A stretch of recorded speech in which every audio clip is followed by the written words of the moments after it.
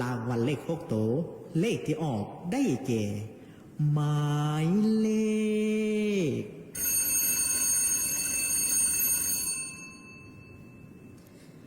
384-579เลข5ตัวได้แก่หมายเลข84579เลข4ตัวได้แก่หมายเลข4579เลข3ตัวได้แก่หมายเลข579เลข2ตัวได้แก่หมายเลข79และเลข1ตัวท้ายได้แก่หมายเลข9หมายเลข9